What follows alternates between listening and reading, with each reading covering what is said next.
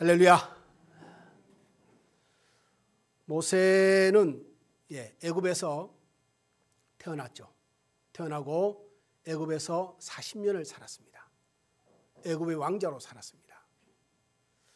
그러다가 한 사건으로 말미암아서 애굽에서 도망쳐 나올 수밖에 없었고 미디안 광야에서 40년을 또 살아갑니다. 여러분, 참 쉬운 삶은 아닙니다. 왕자로 살다가 양치기로 산다. 이게 하늘과 땅과 같은 수준의 삶이지 않겠습니까? 완전히 다른 삶을 그가 새롭게 살아가는 건데, 그것도 나이가 들어서 참 쉽지 않았을 거라는 생각을 듭니다. 많은 번민과 고통과 힘겨움이 있었던 40년의 세월이 아닐까라는 생각을 해보기도 합니다. 그런데 어느 날 그가 양을 치다가 나무가 불이 탔는데, 불은 붙었는데 나무가 타지 않고 그대로 있는 겁니다. 이 가시떨기 나무라 그러죠. 모세가 거기를 찾아갑니다. 그래서 나무 앞에, 불 붙은 나무 앞에 섰는데 하나님이 그에게 이렇게 말씀하십니다.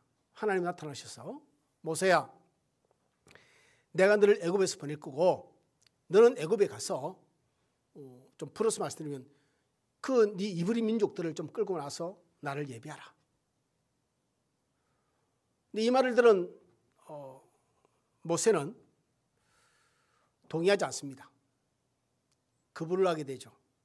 오늘 보면 11절에 이렇게 대답합니다. 내가 누구이기에 바로에게 가며 이스라엘 자손을 애굽에서 인도하여 내리이까. 내가 누구이기에?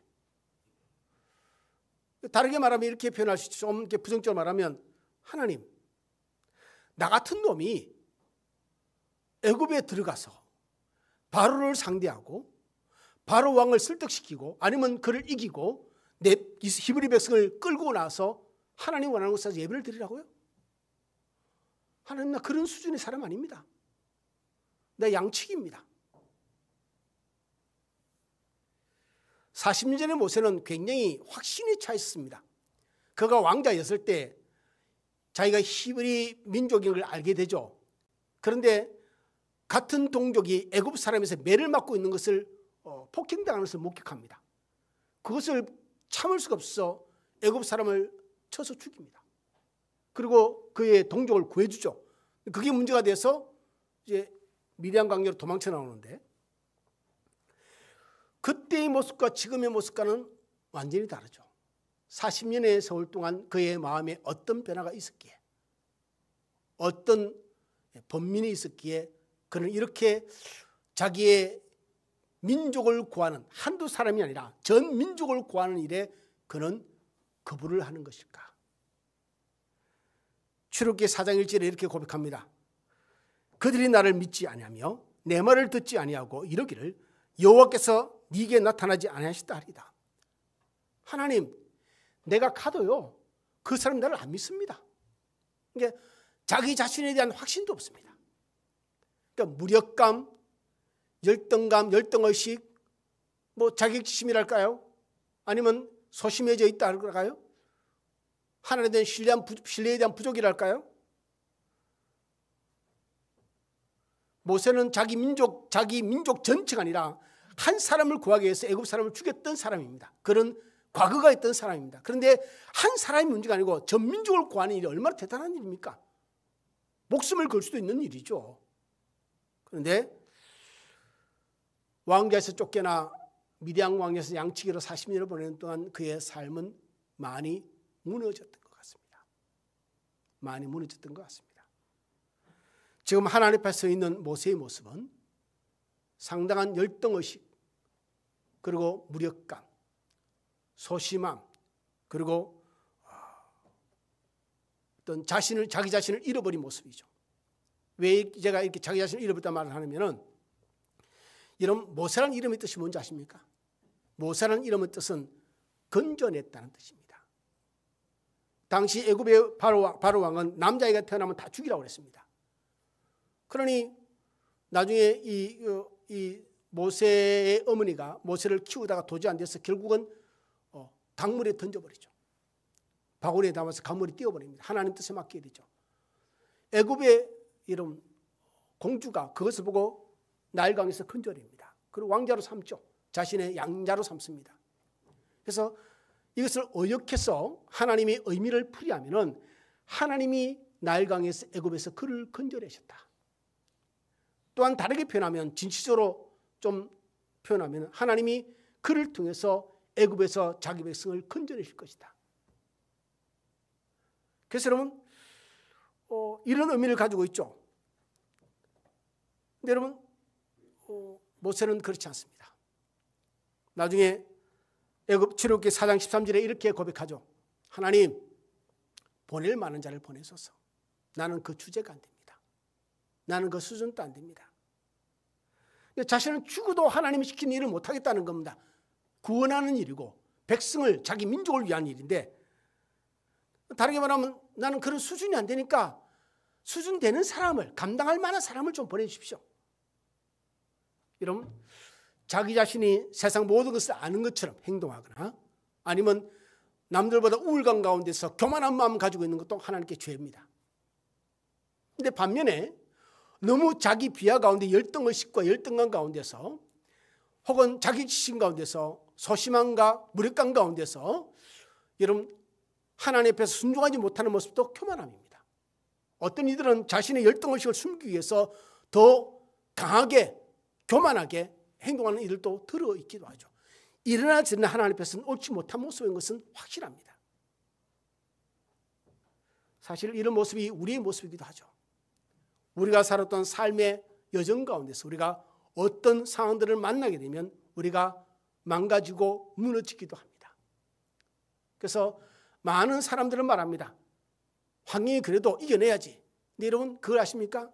그런 상처와 고된과 환난과 고통과 핍박과 어려움을 겪게 되면은 어떤 사람들은 그것을 발판으로 더 강해지기도 하지만 대부분의 사람들은 무너집니다. 대부분은 상처를 안고 살아가게 되죠. 평생을 살아가게 됩니다. 자, 모세가 40년을 어떻게 보냈는지 그의 삶은 많이 무너져 있는 것 같습니다. 열정도 사라졌습니다.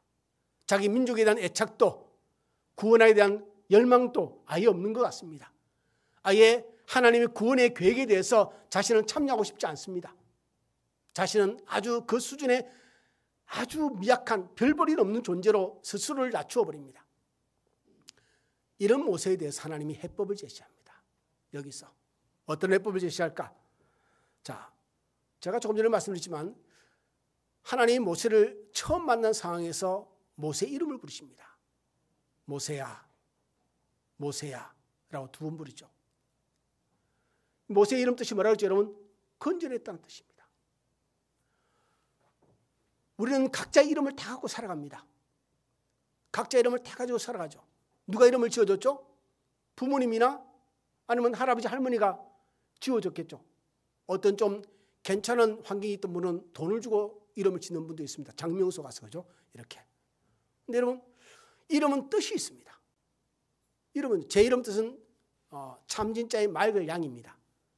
제갈량의 후손이라 그러죠. 양이 제갈량할 때 양입니다. 근데 참으로 깨끗한 사람인데 지금 제가 볼 때는 참으로 많이 더러워진 것 같습니다. 여러분의 이름은 어떻습니까? 자기 이름 모르는 사람 없죠? 그 이름의 뜻을 모르는 사람도 없을 겁니다. 근데 그 이름에 걸맞게 왜 제가 이 말씀을 드리냐면은 우리의 부모가 우리의 할아버지 할머니가 내 이름을 지어주실 때 그 이름 하나하나의 한자 한자의 의미를 담아서 이 이름을 조합해서 만들었단 말이죠. 왜요? 이런 사람이 되었으면 해서 이렇게 살았으면 좋겠다. 이렇게 이루었으면 좋겠다. 근데 그 기대감을 가지고 살아가는 사람은 거의 없을 겁니다. 그냥 이름일 뿐이죠. 근데 모세는 말이죠. 이스라엘 백성은 이름에 하나님의 의미가 담겨 있습니다. 하나님의 뜻들이 담겨 있습니다. 모세는 건져냈다. 하나님이 나일강에서 건져낸 사람이 모세고 나중에 애굽에서 자기 백성을 건져낼 사람이 모세입니다. 그래서 하나님이 그의 이름을 리마인드 시킵니다. 모세야, 모세야, 네 이름은 건져냈다. 건져냈다. 그러니까 이름에 대한 의미를 다시 리마인드 시키는 거죠. 너는 그렇게 귀한 존재다. 가치 있는 존재다. 내게 쓰임받을 사람이다. 그리고 두 번째 하나님께 이렇게 말씀하십니다. 12절 보면은 하나님이 이르시되 내가 반드시 너와 함께 있으리라. 임마누엘 의식입니다. 여러분, 구약에는 하나님이 함께 하신다는 경우는 아주 독특한 경우입니다. 그러니까 24시간 360일 하나님이 함께 하신다는 개념은 별로 없습니다. 하나님 특별한 상황에 말씀하시죠. 내가 너와 함께 가리라. 내가 너와 함께 있으리라. 이 의미는 뭐냐면은 네가 애굽을 들어갈 때 나도 같이 갈 것이고, 네가 애굽에서 내 백성을 데리고 나올 때 나도 그와 같이 나올 것이고, 실제적 의미를 담고 있습니다. 상징적으로 소위 말하면 위로를 주기 위한 말이 아니라 실제 내가 너와 함께 걸을 것이고 도울 것이고 행할 것이고 같이 나올 것이고, 이 의미를 담은 것이 내가 너와 함께 있을 것입니다 라는 뜻이죠. 자, 여기서 여러분 우리가 기억해야 할 것이, 우리는 자기 자신이 어떠한 사람에 따라서 자신감이 생기기도 하고 열등감이 생기기도 합니다. 남들을 통해서 볼 때 내가 저 사람 보고 저 사람보다 나으면은 내가 좀 자신감이 생기고, 저 사람이 나보다 좀 나은 사람인 것 같으면 열등감이 생깁니다. 좀 주눅이 들고 소심해지죠. 근데 여러분, 하나님은 지금 우리 인구가 세계 82억이 넘었는데 82억의 모든 인구를 다 독특하게 다 지으셨죠. 쌍둥이도 같은 애가 없습니다. 여러분, 다 달라요. 각자의 하나님의 가치와 의미를 담고 태어났고 살아가게 됩니다. 그러니 틀린 사람은 없습니다. 우리는 보통 뭐 정치적으로 사회적으로 말할 때 당신은 나와 뜻이 다르니까 넌 당신은 잘못된 사람. 이거는 그가 잘못된 거죠. 다 다를 뿐입니다. 우리는 다 다른 사람이죠. 각자의 하나님의 메시지를 담고 있고 가치를 담고 살아갑니다. 그런데 여기서 문제가 뭐냐면은 이것이 믿음으로 옮겨져야 되잖아요. 이 가치로만 살아갈 수 있는 게 아닙니다. 우리가 하나가 더 필요하죠. 하나님이 필요합니다. 그래서 하나님이 나와 함께하는 의식이 신자로서는 내가 잘난 놈으로 살아간다는 그 의식보다 더 중하게 우리에게 다가와야 되는 거죠. 나는 못난 놈이다 라는 것보다 나는 하나님 안에서 잘난 사람이야. 이게 더 긍정적이고 더 힘 있는 마음이죠. 근데 거기에다가 그것으로 끝나면 교만이 되는데 거기에다가 하나님이 등장이 됩니다. 하나님이 나와 함께 하신다. 여기에서 문제가 뭐냐면 왜 신자들이 많이 실패하느냐 하면은 우리 사람들은 편가르기를 잘합니다. 누가 내 편이냐. 정치적으로 그렇고, 여러분 정치인에는 그런 말 있죠. 네 편 내 편 없다는 말을 합니다. 뭐 어제의 적이 오늘의 뭐 친구 동지가 되고, 우리는 그런 면에서 아주 익숙합니다. 사람들은 누가 내 편이냐. 저 사람이 내 적이면 내가 물리치고 내 편이면 내가 팔이 안으로 굽게 되죠. 그런데 여러분, 이 일에 익숙하다 보니까 뭐가 문제가 생기냐면 하나님 편에 서는 일에 내가 익숙해지지 못합니다. 그러니까 내 주위에 얼마나 많은 사람이 나를 추종하느냐가 문제가 아니지 않습니까? 우리가 믿음의 삶을 산다는 것은 내 말을 듣고 나를 따르는 사람이 몇 명이냐는 중요치 않습니다. 구약의 믿음의 위인들, 초대기의 믿음의 선배들, 우리 한국교회를 이끌어가던 믿음의 위인들을 보면은 그런 다수의 반대에도 불구하고 그의 믿음을 지키는 길을 걸어가는 사람입니다. 홀로일지라도, 혼자일지라도. 세상에는 내 편이 아무도 없어도 하나님만 내 편에도 나는 그 길을 가는 거죠. 이게 믿음의 신조입니다. 믿음의 자존심인 것이죠. 이것이 근간이 되는데 우리는 말이죠. 누가 내 편이고 내 편은 몇 명이고 내 적은 몇 명이고 여기에 신경 쓰다 보니까 하나님 편에 서는 일을 우리는 놓치는 경우가 너무너무 많다는 거죠. 이런 모세가 뭐라고 합니까? 하나님, 내가 애굽에 들어가서 하나님이 보내서 내가 왔지만 내 편 들을 사람 아무도 없습니다. 누가 있습니까? 하나님 보냈다 하지만 사람들은 말합니다. 누가 보냈냐? 보낸 사람 누구냐? 그 사람이 나를 믿지 않을 겁니다. 근데 우리는 그게 더 중요한 겁니다. 하나님이 나를 인정함이 아니라 사람이 나를 인정하고 사람이 내 편을 들어주고 누가 나를 대적하고 우리는 여기에 더 많이 뺏기는 것이죠. 오늘 주님께서 말합니다. 모세야, 내가 너와 함께 있을 것이다. 가서 너는 애굽의 모든 군대를 대적하고 당시 세계 최강의 왕이었던 바로를 상대할 거지만 내가 너와 함께 있을 것이다. 혹 네가 애굽에 들어가서 장로들을 불러놓고 히브리 백성들에게 내 말을 전할 때 그들이 듣지 않을지라도 걱정하지 마라. 내가 너와 함께 있을 것입니다. 이게 모세에 가는 길은 말이죠. 모세의 편을 들은 사람이 중요한 것이 아니라 하나님이 함께 하시는 게 중요한 거죠. 저와 여러분의 삶에도 마찬가지입니다. 저와 여러분의 삶에도. 우리가 믿음의 삶을 살아야 할 때 가장 중요한 게 뭐냐면 가장 중요한 것은 임마누엘입니다. 하나님이 나와 함께 하신다는 거죠. 내가 삶을 살다 오면 병이 들 수도 있고 사업이 망할 수도 있고 정말 배신당할 수도 있고 혹은 내가 상처를 받을 수도 있고 삶이 원치 않은 일들을 내 삶 속에서 무수히 만날 수도 있지만 신자가 그것을 모든 것을 감당하고 이기는 힘은 어디에 있냐면 하나님이 나와 함께 하신다는 것이죠. 지금 모세에게 하나님은 그 이야기를 하고 있습니다.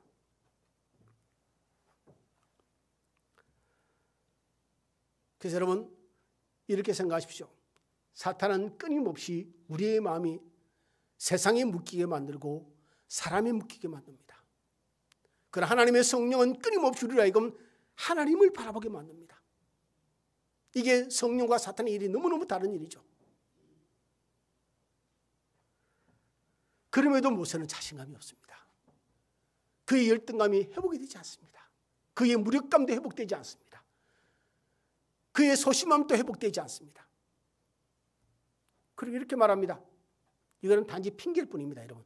정말 궁금한 건 아닙니다. 이렇게 말하죠.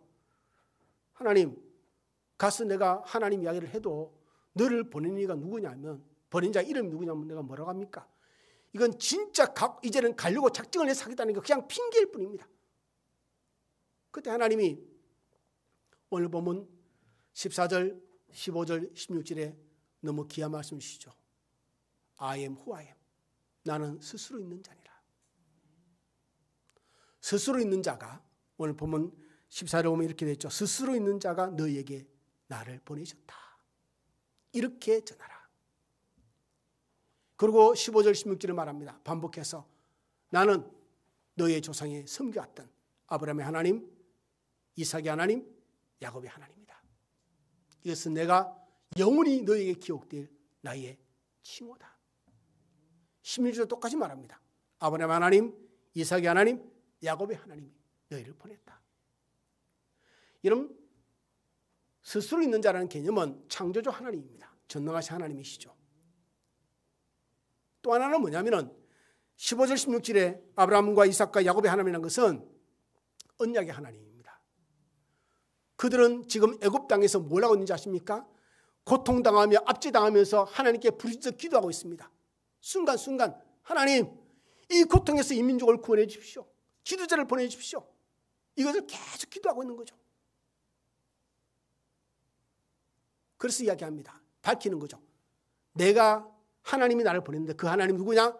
너희가 기도해왔던 소망하고 있던 다른 이방의 신이 아니라 우리의 조상 아브라함과 이삭과 야곱이 섬겨왔던 그분들에게 나타났던 그 하나님이다. 여러분, 오늘 본문에 중요한 메시지가 하나 있습니다. 지금 내용은 거의 다 제가 설명을 드렸는데 모세의 열등감을 해소시키기 위해서 그의 이름의 의미를 다시 새기기 위해서 모세야, 모세야 라고 인지를 시키면서 하나님이 모세를 부르십니다. 그러고 말씀하십니다. 내가 너와 함께 있을 것이다 라고 이야기합니다. 그리고 나는 누구인지를 밝힙니다. I am who I am. 나는 스스로 있는 자이며 아브라함, 이삭, 야곱의 하나님입니다. 여기서 우리가 집중해야 할 부분은 뭐냐면 하나님 모세의 마음을 다시 이렇게 세워주는 작업도 하시지만 가장 중요한 것은 뭐냐면 이렇게 말씀하시고 너를 애굽에 보내려고 작정하시고 너를 지금 밀어주는 그 하나님은 누구인지를 밝히는 겁니다.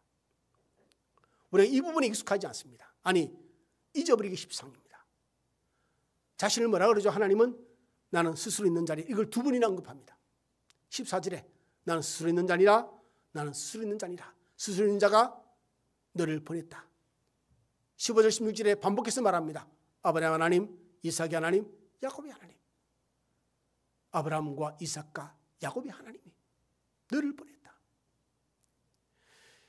여러분, 우리는 과연 우리가 믿는 하나님이 어떤 분인지를 제대로 인지하고 인식하고 믿으며 살아가고 있는가?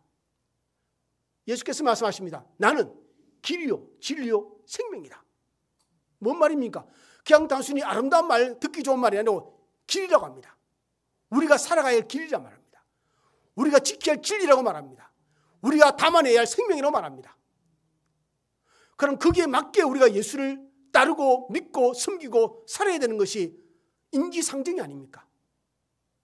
그분이 내게 어떤 분인지, 아니면 그분은 존재 자체로 어떤 분인지 여기에 대한 믿음이 우리가 희미해지는 겁니다. 세상에 집중하고 사람에 집중하고 내가 가진 것에 집중하고 내가 이루는 것에 집중하고 세상의 성공에 집중하다 보니까 내가 믿는 하나님이 도대체 어떤 분인지를 우리가 내 기억이 흐려지고 있습니다.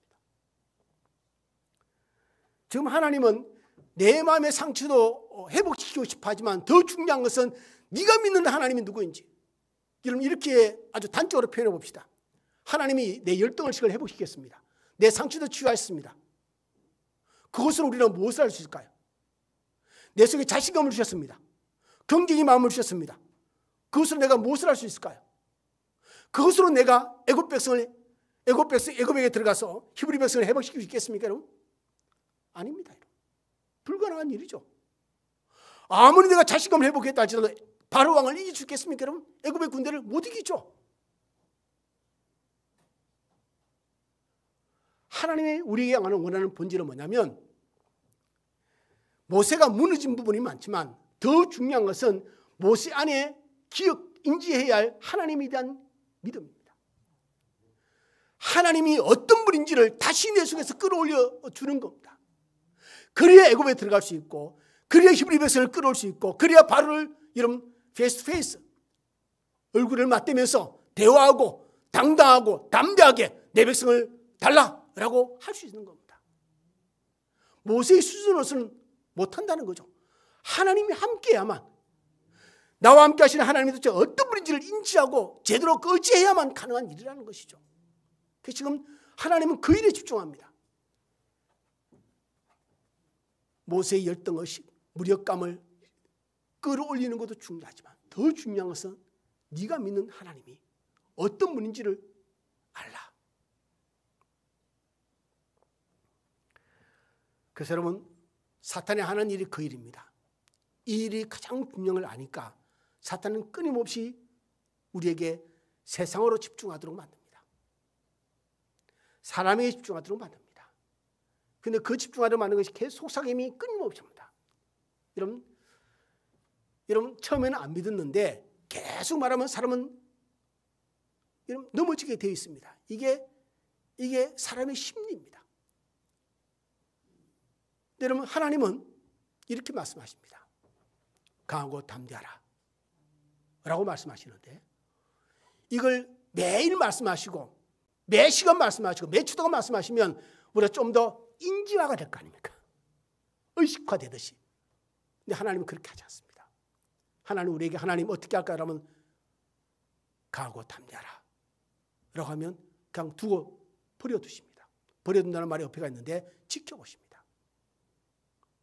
우리의 믿음이 동원되기를 우리가 그 하나님의 말씀을 믿기를 그리고 한 걸음 하나님께 나아오기를 정말 잔소리라는 죄송합니다 이렇게 표현해서 정말 바가지를 많이 끓는 잔소리를 많이 하는 아내가 있다는 말이 얼마나 힘들겠습니까?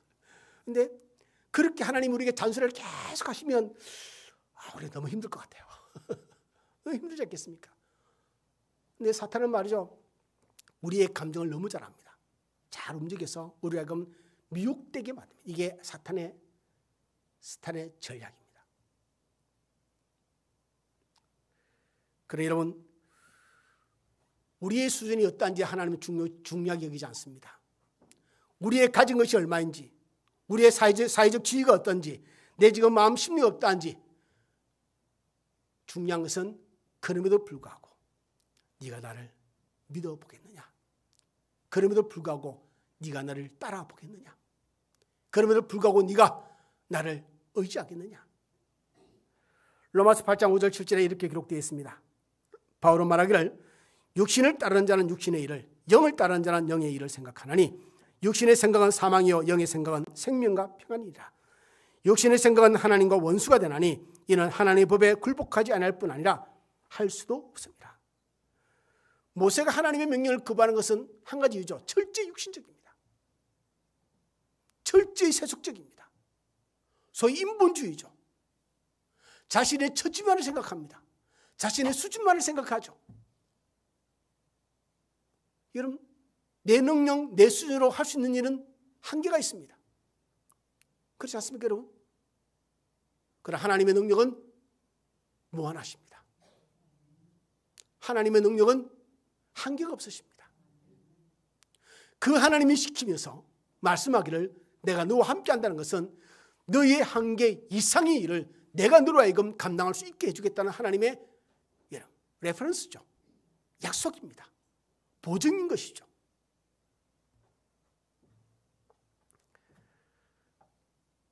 말씀을 정리하겠습니다.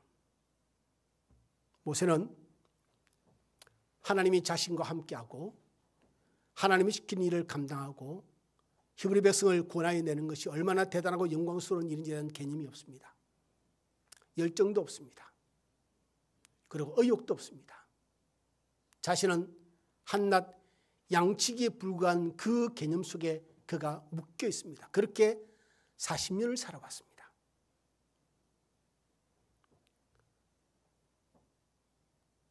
하나님은 개의치 않습니다.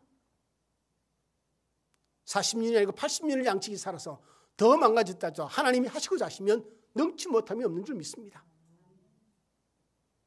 그래서 하나님은 지금 모세가 자신의 무너진 마음 속에 피폐해진 삶 속에 자기가 가진 직업에 집중하기보다는 하나님께 집중하기를 원하십니다. 저와 여러분도 마찬가지입니다. 각자의 입장이 있겠죠. 각자의 상처가 있겠죠. 각자의 가정의 상황이 있고 직장과 사업장과 혹은 삶의 환경의 여건과 어려움이 있겠죠. 우리는 그렇게 기도합니다. 하나님, 이것부터 좀 바꿔놓고 좀 해주세요 라고 이야기합니다. 그것부터 바꿔주기를. 그러나 하나님은 말이죠. 그럼에도 불구하고 네가 가장 중요한 것은 나에게 집중해야 된다. 모세에게 하는 것과 똑같습니다. 그의 마음을 확 바꿔줘가지고 그래, 내가 하나님께 순종해야지. 이 마음을 주실 수 있는 하나님이십니다. 아멘. 그런데 이 마음을 안 줍니다, 여러분. 무너진 마음 속에서 하나님께 집중하게 만듭니다. 제가 옛날에 저희 집사람 친구 이야기 한번 한 적이 있는데 한 번 더 하겠습니다. 미국에 살고 있는 집사람 친구가 잘 살아요. 근데 집이 없습니다. 집을 안 사고 새들어 살아요. 근데 자기 남편보다 사회적 지위가 한참 어린데 집을 샀어요. 막 자랑을 해요. 그래서 저녁에 너무 속상해가지고 하나님께 기도를 했답니다. 하나님, 저도 집 주세요. 저도 집 주세요. 그러다가 마지막에 이 기도를 했답니다. 하나님, 집을 안 주시려거든. 집을 안 줘도 마음이 평안한 마음을 주시옵소서. 하나님이 어느 쪽을 응답했을 것 같습니까? 아침에 일어났더니 마음이 평안하더랍니다. 지금은 집을 사세요. 집을 샀는데 마음이 평안하더랍니다. 하나님은 우리의 직업이 어떠한지 크게 관심이 없습니다. 관심이 없다는 것은 아예 없다는 게 아니죠. 관심이 있기는데 우선순위가 아니라는 뜻입니다. 우리의 마음에 대해서도 하나님은 우선순위가 아닙니다. 우리가 얼마나 가지고 있는가도 그렇게 우선순위로 취급하지 않습니다. 성경은 끊임없이 말합니다. 먼저 프라이어리티, 그의 나라와 그 의를 구하라. 그러니까 우리 신자들은 뭐냐면 우리의 상이 어떠하든지 하나님의 마음은 어디에 있냐면 그럼에도 불구하고 네가 나에게 집중할 수 있느냐, 그럼에도 불구하고 네가 나를 구할 수 있느냐, 그럼에도 불구하고 네가 나를 의지할 수 있느냐. 우리가 지난주에 말씀드리지 않습니까? 야베스가 뭐라고 그랬죠? 가라. 그 어려운 환경에서도 하나님께 부르짖어 기도했더니 하나님이 그에게 응답하셨더라. 빌립보서 4장 12절 13절에 바울은 이렇게 고백합니다. 나는 비천에 처할 줄도 알고 풍부에 처할 줄도 알아. 모든 일 곧 배부름과 배고픔과 풍부와 궁핍에도 처할 줄 아는 일체의 비결을 배우노라. 내게 능력 주신 자 안에서 내가 모든 것을 할 수 있느니라. 그러니까 우리의 삶은 비천에 처하기도 하고 풍부에 처하기도 하고 배고픔에 처하기도 하고 배부름에 처하기도 한 것이 인생입니다. 항상 굴곡이 있죠. 그런데 바울은 배운 게 있답니다. 환경이 중요한 것이 아니라 그 환경 속에서 내가 하나님을 의지하면은 모든 환경은 내게 극복되어지는 것이구나. 이 고백이 바로 이 고백입니다. 이 고백이 그 고백입니다. 우리가 가지고 있는 열등의식 혹은 자격지심 혹은 소심함 혹은 무력감 혹은 상처들 혹은 삶의 어려운 것들 하나님이 해결해 줄 수 있겠죠. 그러나 더 중요한 것은 하나님이 이렇게 말씀하십니다. 그럼에도 불구하고 네가 나에게 집중해야 된다. 왜냐하면 거기에 모든 해법이 있기 때문에 우리가 가진 모든 삶의 문제의 해답은 하나님께 있으니 우리가 하나님께만 집중할 수 있으면 하나님을 바라볼 수 있다면 하나님을 의지할 수 있다면 우리가 감당하고 이기고 승리할 줄 믿습니다. 오늘 모세에게 나타나서 말씀하시는 그 하나님이 저와 여러분에게 나타나시고 모세에게 하시는 말씀이 우리의 말씀이 되고 나와 함께 하시는 하나님이 우리를 힘있게 하시고 이겨내고 승리하는 삶으로 인도할 줄 믿습니다. 그렇게 또 한 주간 살아가는 저와 모든 삶이 되기를 주님으로 축원을 드립니다. 기도하겠습니다.